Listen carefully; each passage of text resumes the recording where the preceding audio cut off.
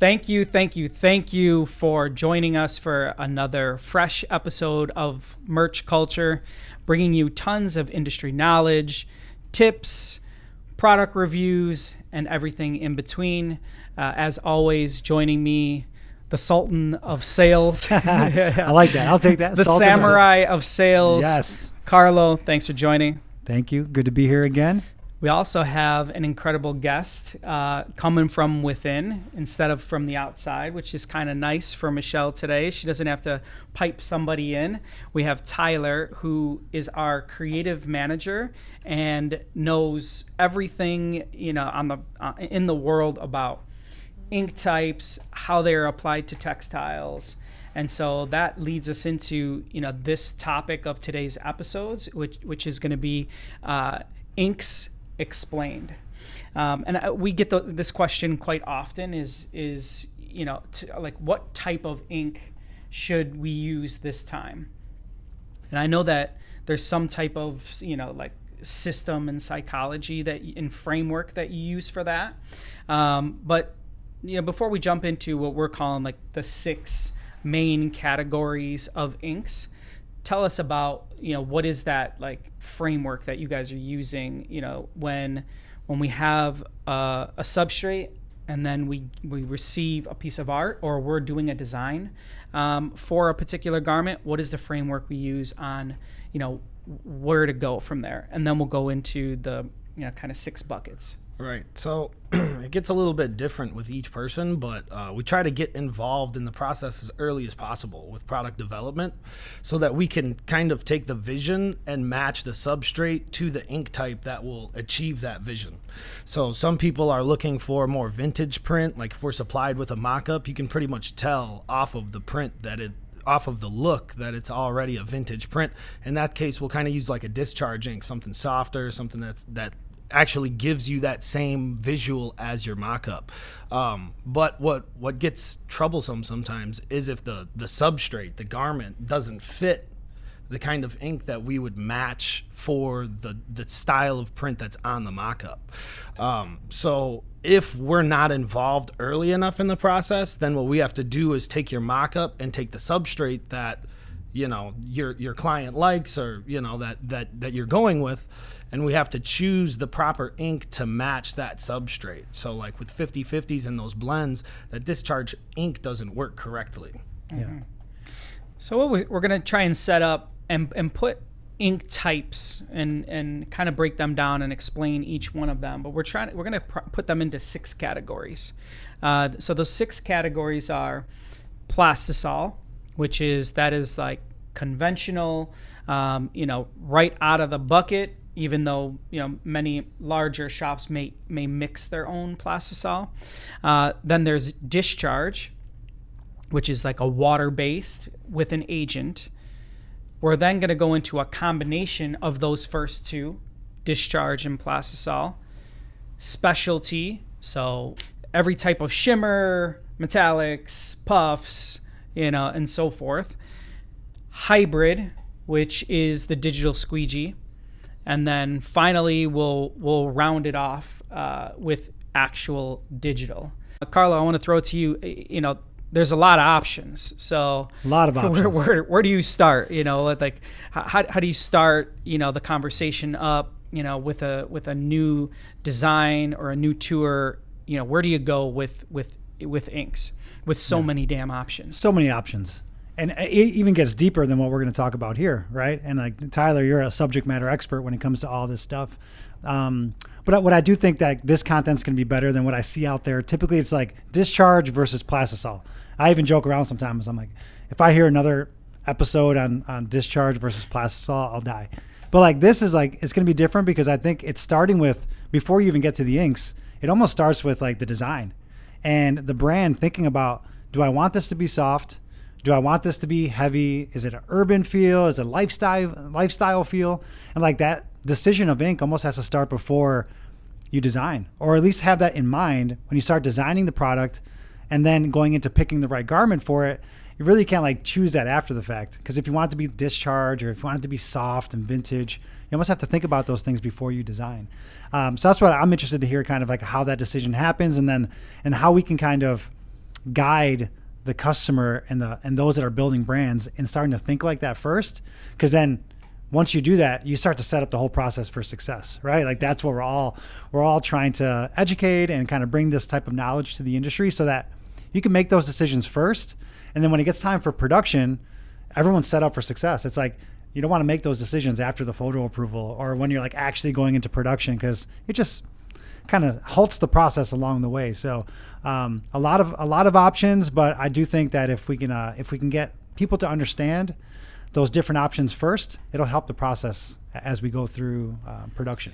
Yeah, like we want to work through this stuff before we get to laying the ink on the screen, rather than saying, oh, here we go, we got an 80-20 hoodie that we're trying to do, and we've got all water-based discharge inks that we're going to go on there. Right. But so Tyler, take us from the top here. Let the audience know, like, what is Plastisol Ink? I'm guessing this is the easiest one to work through, but what is Plastisol Ink? Why is it a great option, and why do we still use it today? Yeah, so Plastisol Ink is exactly what it sounds like. It's ink made out of plastic. It has PVC in it. And because it has that plastic, it's kind of like a more solid, like it's a thicker ink than your Discharge or your Waterbase, which is based with water. So Plastisol is great for color matching. So if you want colors to match across the board, if you have a brand like let's say we're doing the Chicago Cubs. If we need the Cubs blue and the Cubs red, we're going Plastisol. It has to be Plastisol to match that Pantone perfectly. Because nothing else really can get there. Nothing else will do an exact Pantone That's why it still exists match. Today. Exactly. Mm-hmm. Yeah. Exactly. And so it's a thicker ink. It's usually mixed out of like primary colors. So you're kind of taking like a handful of base colors and you're combining them with a formula to mix exactly the Pantone that you want. And I like what you said, Carlo, is like in this conversation and really all the conversations, we're not like trying to compete and be right on what is our favorite type of ink because we're eating them back there. Right. This is about, there are many different types of ink, and trying to gain as much knowledge as we possibly can before we start that setup to make sure we're choosing the right. Right. Yeah. Well, one's not better than the other. I don't think. It really depends on the audience, your demographic. Like you're mentioning sports. Like sports, you have to have that color matching. And so Plastisol is more like durable, heavy feel. And that's why you want to choose that.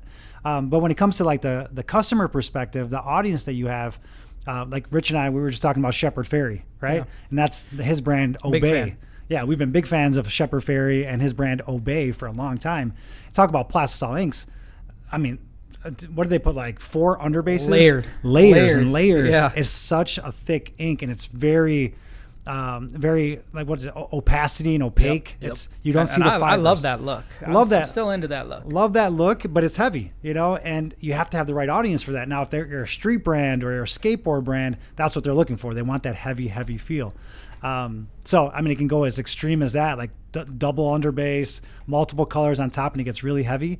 And that's a look. That's a feel itself. It keeps those colors really bright.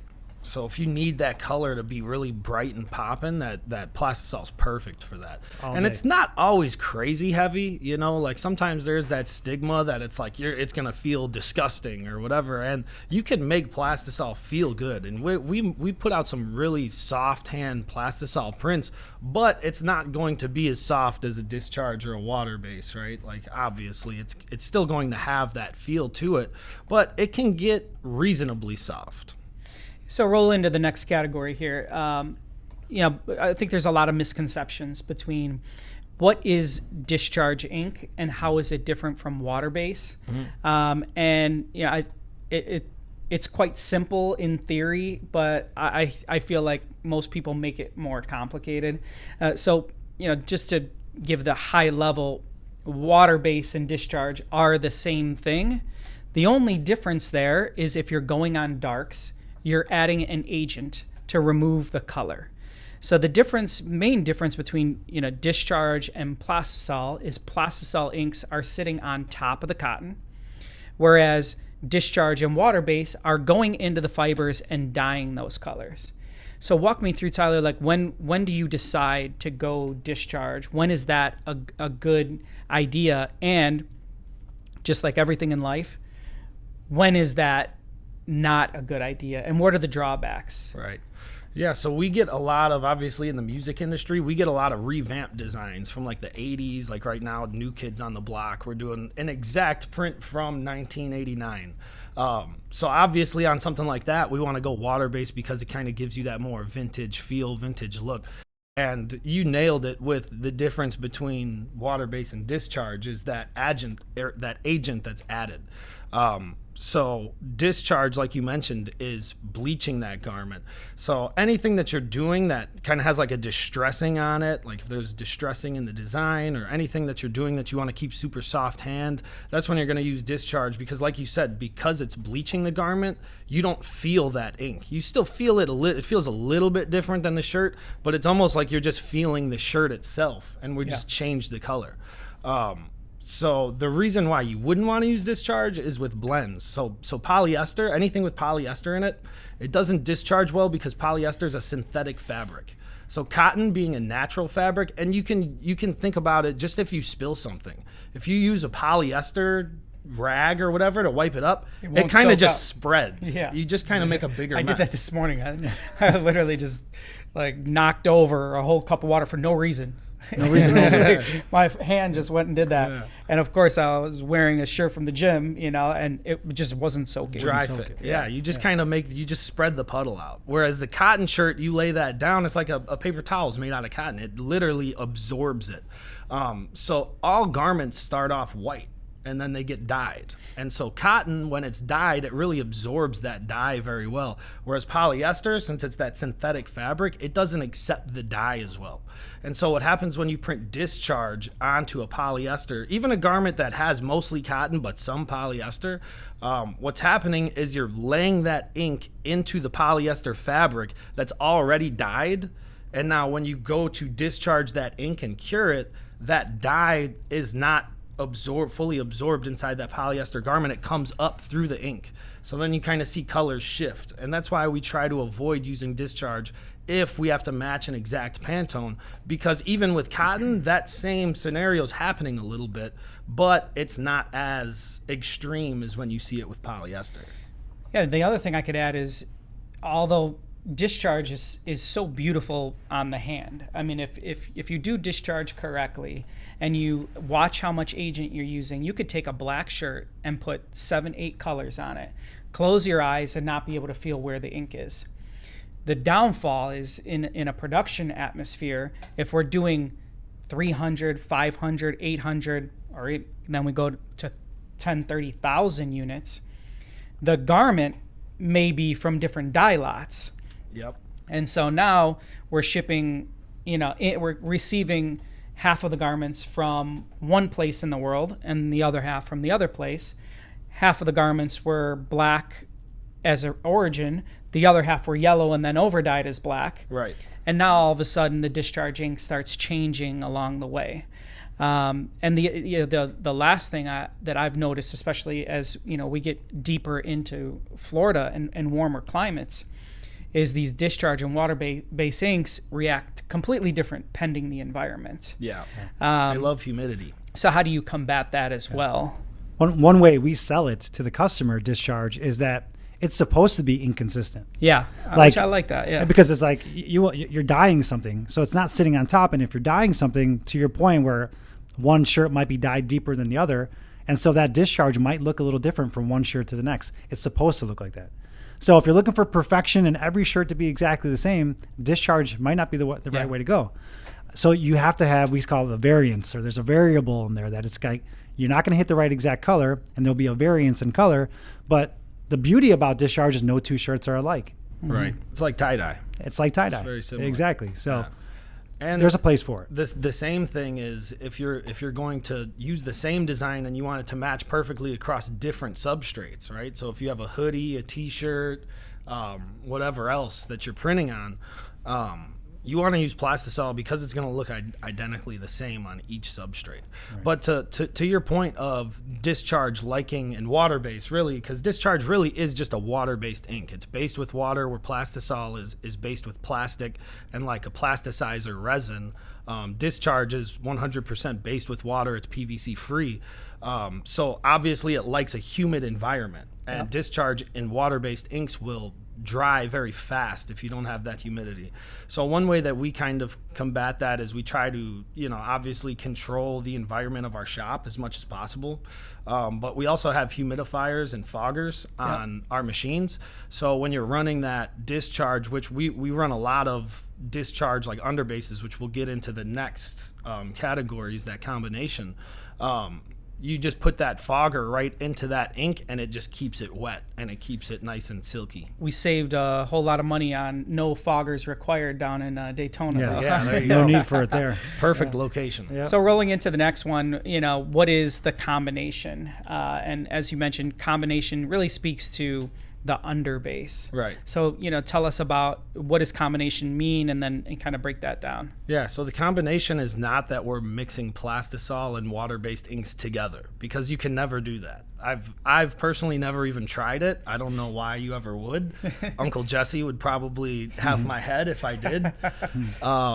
So the combination that we refer to is the sequence in which we print. So we use a Discharge underbase to really have like a soft underlay, and it kind of acts as a primer for the colors on a dark shirt.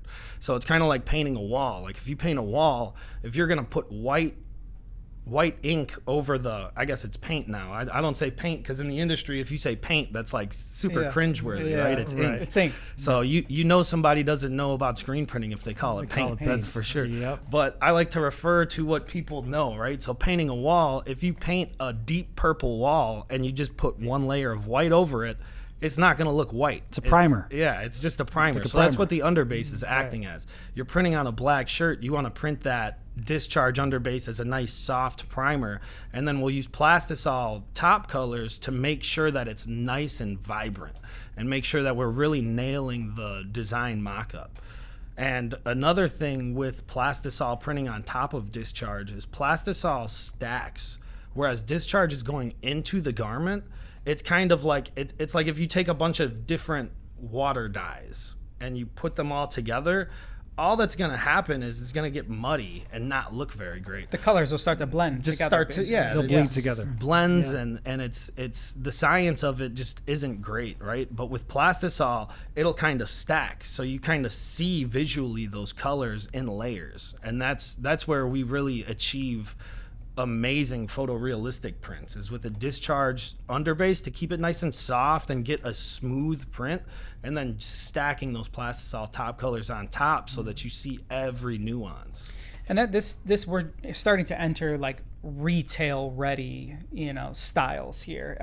I don't, and again, that there's a place for everything, but when you start to get into combining and unique underbases, and then we even start to throw in some crush and hot plates and so forth, we're really getting into like an elevated level of printing.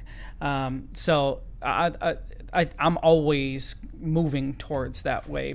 First off, it's just technically complicated to do, but like really the end result is just a beautiful, elevated, unique look.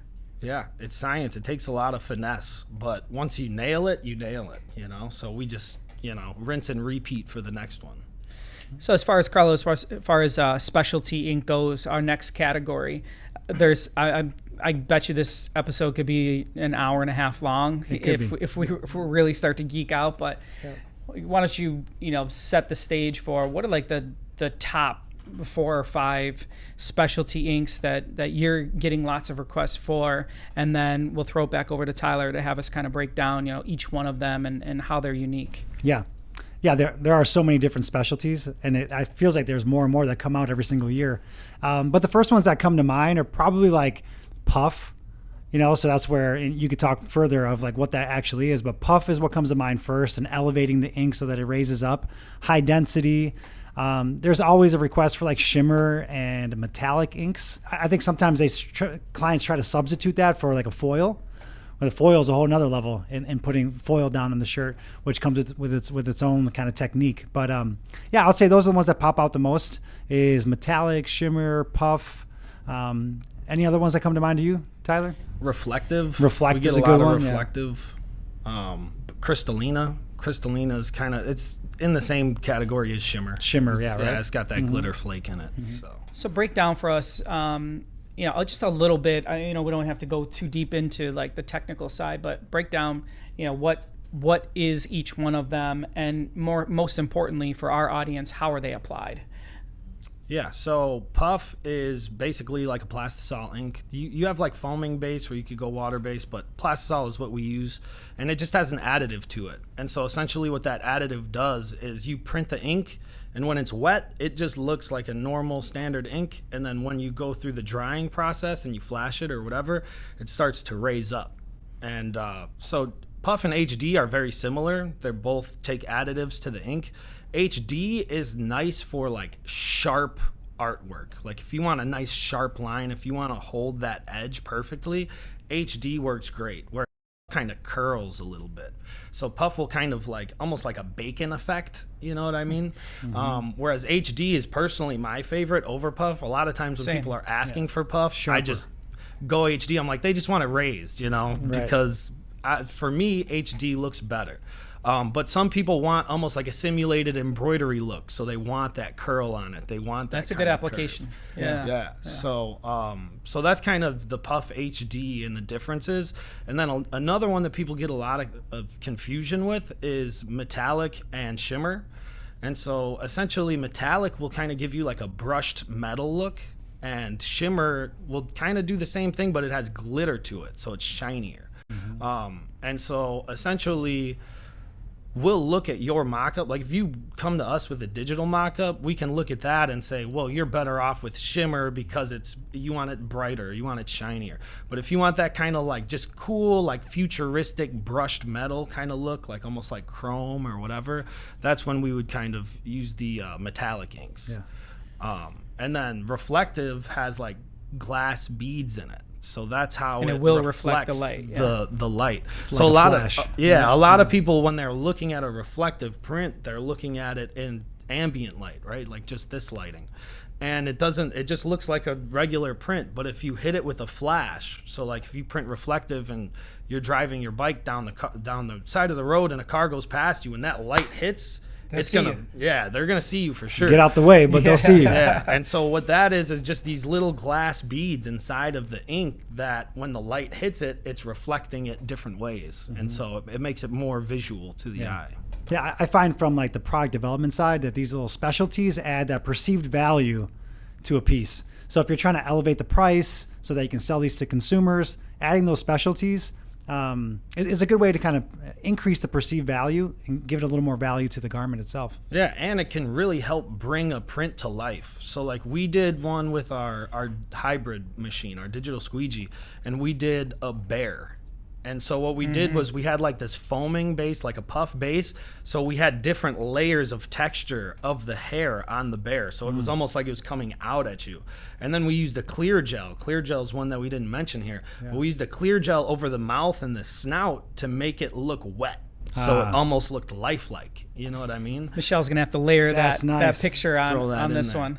Well, perfect segue. A lot of people have different terminology for all this stuff, so at least what we're trying to do is at least give some level set to like categories, but you mentioned the hybrid, and sometimes that our combination could be hybrid, but for our conversations, tell us about the hybrid process and the machine that I guess there may be more than just the M&R machine that is doing that, but the M&R machine is called the digital squeegee.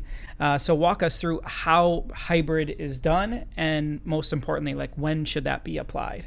Yeah, so if you work with us, we call hybrid digital squeegee, which is, I guess, I'm at fault for that because I didn't really correct it when we first started saying it. We just all referred to the machine as what the machine's called. Yeah. But the process is hybrid. And what hybrid is basically you're taking a screen printed underbase and then you're using CMYK colors to digitally print on top of that screen printed underbase. And what that does is it saves you money versus traditional digital printing. Full-on digital printing, the cost is in the white inks because there's titanium dioxide in it and all of this other technical jargon that basically makes the inks more expensive because all the additives, and the white as the base layer has to be perfect, right?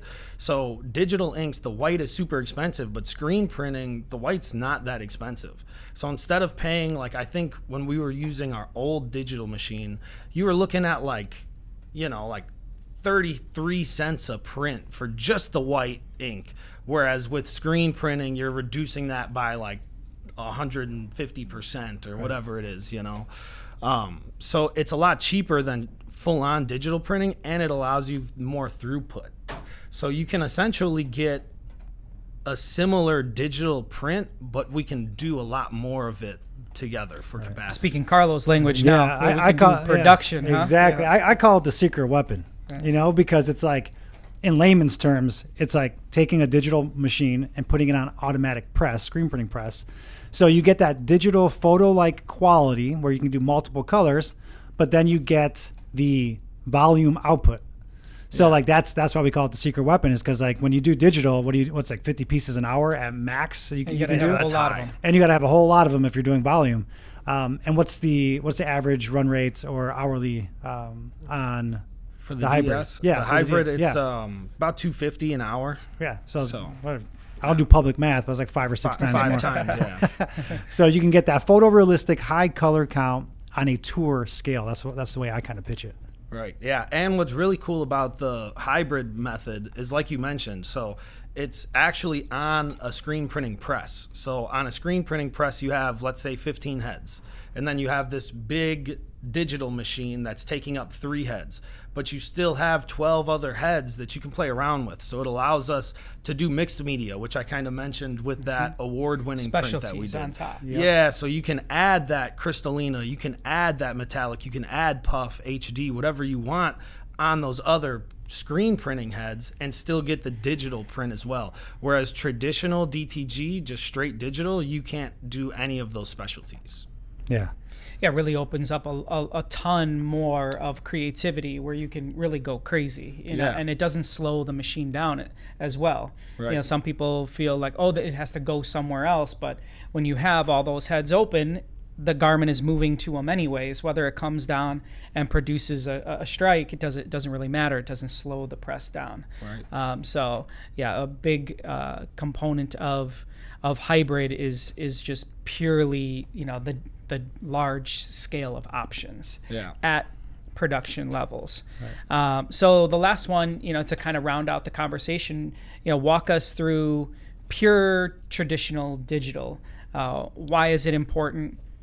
So many people are like, we're screen printers or we're digital printers, and we've always felt that we embrace all things decoration, and we think digital is important and there's a great place for it. Walk us through how the digital process works and how you apply it. Yeah, so digital printing is very similar to just like office printer printing. It's an inkjet printer that's essentially using CMYK to print any color. So it's combining those 4 prime colors to make anything. And what it does is it has a print head that has a bunch of little nozzles. And each color goes through those small nozzles. And basically the machine has a software that's basically telling it what color to spray and where to create the image that you want to print. So there's a lot less tweaking, there's a lot less finesse than what takes in screen printing. And where it really shines is like if you want a lot of colors but not a lot of pieces, it's really easy to just send that order right to the digital machine. It looks exactly like you want it to look, and there's not as much handling and setup time that goes into prepping everything. Yeah. Yeah, what are your applications for digital? I was going to say, digital's come a long way. Yeah. There's a lot of misconceptions and kind of old school beliefs about DTG. which had a lot of merit. Like they would smell like it deserved it for a while. It deserved it for a long time, and it was kind of a bad word in this industry, like DTG, like poor quality, low volume, poor quality, which was true for a long time. But it's come a long way. Especially, if anyone that's been to these shows, these machines are getting more expensive. They're getting bigger. Yeah, it's not cheap. It's not cheap anymore, especially, the core neats and that type of stuff. It's come a long way. There's a place for it for sure. I just think like if a design calls for that high color stuff, and we've done a lot of tours that have that photorealistic where you have to do it with the DTG, but now that you have the hybrid option where you can move it to DS, that's why I call it the secret weapon, because you can actually achieve that now for a photo album cover, but still produce volume. If you're doing high volume, 50 pieces an hour is not going to get you anything, and we never have enough time. So that's where the progression of the industry, the quality has gotten better, the smell has kind of disappeared. If you do it the right way, there's definitely can be of high quality for sure. Yeah, and it helps us to make a quick turn for small quantities. So like you said, if we're got 10,000 units that need to print on this screen printing machine, it's so hard to stop that job to print 6 pieces and then go back to the 10. It's like, no, just keep rolling there and we'll do the 6 pieces digitally. It just makes way more sense. Where digital doesn't fit in would be if you need an exact Pantone match.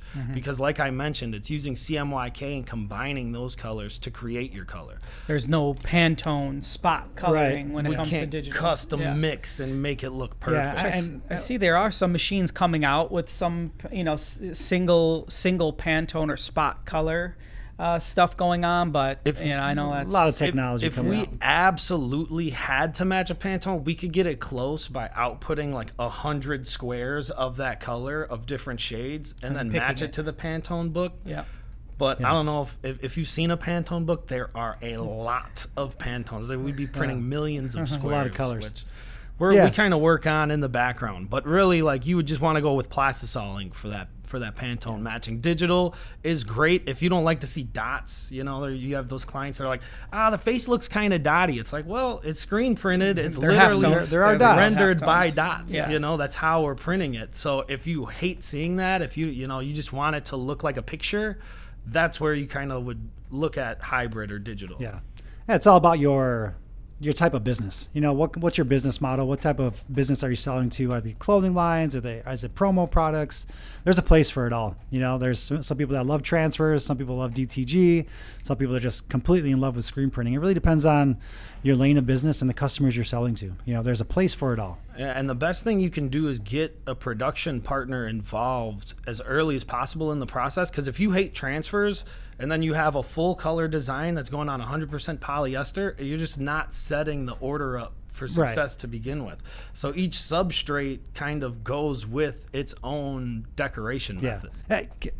I'll take this opportunity to give a little public service announcement too. Have an open mind with your production partner. This is all artwork. It's actually created by hand. There's so many people working on this, and if you ever have a chance to visit a shop, it's real manufacturing. It's for real life, as our kids like to say. And with any process that you have, nothing is perfect. Have an open mind about it.